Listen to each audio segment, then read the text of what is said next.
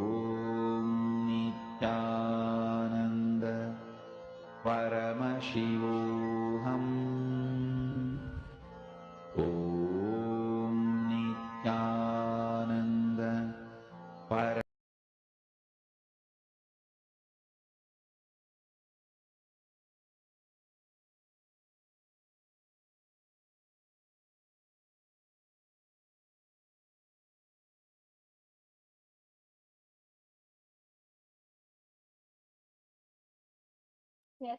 So, Nityanandam, everyone, all of you can start writing down your answer. Just whatever the third eye has shown you, the name of the coin, the origins of the coin, what country was it from, and when was the year it was used.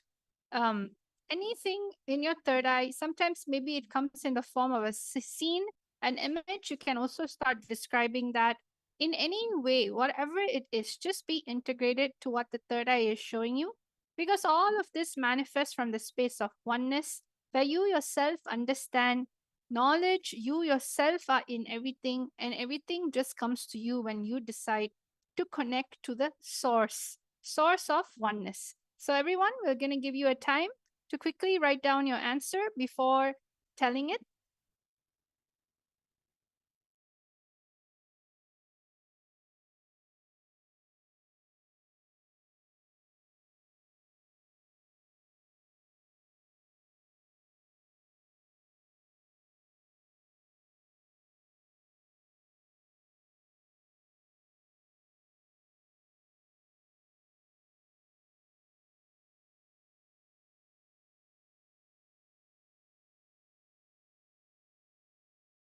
आनन्द परमशिवोऽहम् ॐ नित्यानन्द परमशिवोऽहम् ॐ Nityanand Yes. परमशिवो. We can see a few people who are answering in the chat section. There are many people who are commenting. I request all of you to go ahead. We can see Ma Hiranmayi Mulukutla has posted Shalivahana Shaka. Okay. Go Spirituality has posted Kalana Harappa origin and 3000 years old. Yes. And he has also posted also saw a snake. Okay. Yes. Nityanandam Purna Diwali. I request all of the people who are in the chat section, please go ahead, post your answers, and we are soon going to be revealing the answer. I request all of you to start posting your answers. Anyone else has anything to post? Okay. So now we are going to be revealing the answer. This coin, the name of this coin is the copper square unit elephant type. So actually it is made of copper. It is the elephant type coin. And the origin of this coin is from the Sangam Pandyas in India. This is, again, I'll repeat, the origin of this coin is from the Sangam Pandyas, India. And the year this was used is 300 BCE to 300 CE. So I'll repeat the answer one more time. As you can see in the screen in front of you, this is a copper coin, elephant type. The origin is from the Sangam Pandya civilization in India, and the year it was used in 300 BCE to 300 CE. So actually, ghost spirituality, someone has posted, also saw a snake. Actually, you were able to see that it was related to animals. So here it is, the answer is elephant actually, but you were able to see that it is related to animals. And that is very good. You have manifested one part of it. See, this whole power of Sarvanyatva is exploring that space of oneness and being able to explore and download that knowledge. So a big round of applause for all of you who are able to manifest this round. And I request all of you to take a few moments. You can go to the URL which is projected below, and I request all of you to click on that URL and post your answers over there. You can go to tinyurl.com//Kailasa PM. And you can post your answers there and your experience about your power manifestation. Yes. So actually, there is many people who want to manifest these extraordinary Shaktis. Many of you might be wondering, how can I manifest these Shaktis? Or how can, if you have some friends or family who are wondering, let me tell you the secret. The secret is Diksha, initiation. See, all of these powers are manifested through our third eye. And to awaken your third eye, you need the initiation, the Diksha of an enlightened master. Diksha can happen through three forms, either through Sparsha, touch, Nayana, look, or mantra through words. An enlightened master can transmit initiation through any of these three forms. And right now, we are so blessed to be able to have every day to be able to receive the Nayana Diksha of Swamiji, the direct look falling under Swamiji's eyes through the darshan and everyday satsang. I request all of you to come and join everyday's darshan and satsang and the power manifestation session right after, so that you will be able to awaken your third eye and manifest all of these powers. Also, you saw that we were revealing many interesting things and many interesting secrets about power manifestation. Well, if you want to know more, you can actually come. I request all of you, join Paramashiva Sena. See, by becoming a part, Paramashiva Sena is becoming an ambassador for Paramashiva, becoming an ambassador of Kailasa. You can come and experience the Kailasa lifestyle. You can come and directly experience Kailasa as it is by attending this Paramashiva Sena program. This is your first step to come and be a part of Kailasa, to be a part of the revival of the only ancient Hindu civilizational nation. And with this, we come to the conclusion of this power manifestation session. Just before that, I would like to address one question. And in the comment section, I can see one person has posted, excuse me, but I'm curious. What is the point of this, chanting the Mahavakya, Om Nityananda Paramashivo? See, as I was just explaining, when Swamiji gives us, as an answer to your question, see, when Swamiji gives us the initiation, as I explained, there are three ways. One is through mantra, through word. Just by chanting this japa, Om Nityananda Paramashivoham, this one mantra is infused with so much of life energy. It's infused with so much of power. Just by chanting this mantra, your whole consciousness will just raise to a higher state. So you will be able to connect. See, all of these powers are manifested from the space of oneness to the ultimate, to Swamiji. As we connect to Swamiji as the ultimate, all of these powers manifest only from that space of ultimate. So when you chant this mantra, it is the direct passcode to connect you to that ultimate consciousness. It will raise your whole consciousness. So this is an answer to your question, Sino J. Yes. So with this, we come to the conclusion of this power manifestation session. We thank each and every one of you for joining with us here today. Please do join every day right after the live darshan for the power manifestation session. Let us now conclude with the Purna Mantra. I request all of you to sit with your head, neck and spine in a straight line. Hold your hands in the Atmanjali Mudra. Let us take a moment to offer our gratitude to Swamiji, who has revealed this profound science to all of us, as we conclude with the Purna Mantra. Om Purnamadah Purnamidam Purnat Purnamudachyate Purnasya Purnamadaya Purnamevavasishyate. Om Shanti Shanti Shanti Harihi Om Tat Sat. Sarvam Bhagavad Shri Nityananda Paramashiva Padukarpanamastu. Om Nityanandam. Thank you, everyone. Nityanandam.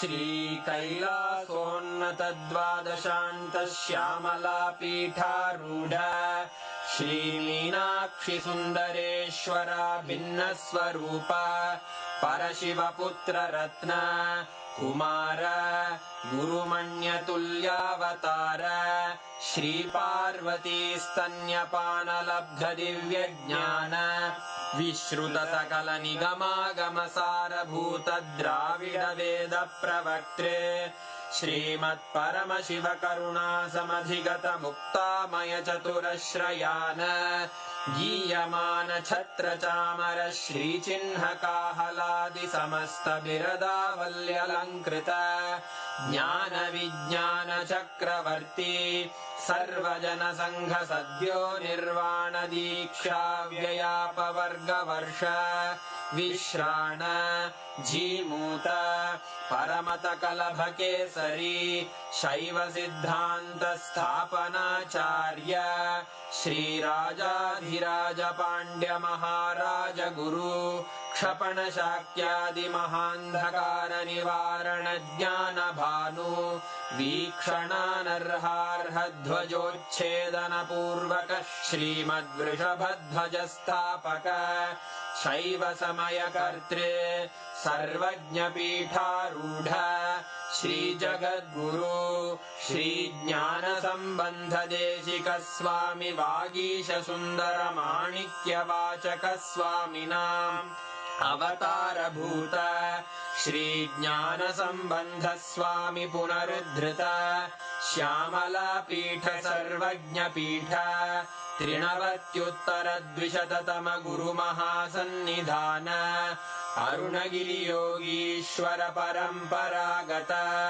Arunachal सर्वज्ञपीठ गुरुमहासन्निधान Kailash परम्परागत काञ्ची कैलास सर्वज्ञपीठ त्रयस्त्रिंशदुत्तरद्विशततम गुरुमहासन्निधान नित्योत्सव नित्यमङ्गल नित्यकल्याण नित्यरजित कैलास परम्परागत आदिकैलास नित्यानन्दपीठ महासंस्थान महासिंहासन पीठकर्तः साक्षात् श्रीपरमशिव समुद्भूत कैलास परम्परागत वैवस्वतमनु इक्ष्वाकु हरिश्चन्द्र भगीरथ श्रीरामचन्द्र शूरसेन इत्यादि अनवच्छिन्न सार्वभौम चक्रवर्ति परम्परागत चतुष्षष्टि योगिनी मण्डित चतुष्षष्टि सम्प्रदाय प्रवर्तक मनुधर्म शासन सूर्यवंश प्राप्त सर्वज्ञपीठ सुरांगी साम्राज्य मूर्धाभिषिक्त चूडामणे साक्षात् श्री परमशिव समुद्भूत कपिल महागुरु पुनरुद्धृत महानिर्वाणि पीठ अष्टोत्तर सहस्र श्री महामण्डलेश्वर साक्षात् श्री परमशिव सिंहासनाभिषिक्त समस्त गणनायक श्री महागणपति समारंभ अनवच्छिन्न पीठाधीश्वर गुरु परंपरा प्राप्त अटल पीठ अष्टोत्तर सहस्र श्री अटल पीठाधीश्वर धर्म मुक्ति स्वर्गपुर स्वर्ण पीठ त्रयोविंश गुरु महासन्निधान कैलास परम्परागत आदिपीठ सर्वज्ञ पीठ जगद्गुरो श्री कैलास पुनरुद्धारक श्री कैलास परमाचार्य श्रीमत्परमहंस परिव्राजकाचार्य वर्य सच्चिदानंद प्रणव स्वरूप श्रोत्रिय ब्रह्मनिष्ठ श्रीमज्जगद्गुरु श्रील श्री भगवत् श्री नित्यानंद परमशिव श्री ज्ञान संबंध देशिक परमाचार्य स्वामिन् अत्रागत्य परिपाल्य च अस्मान् विज्ञानवितरणेन विजयी भव जय जय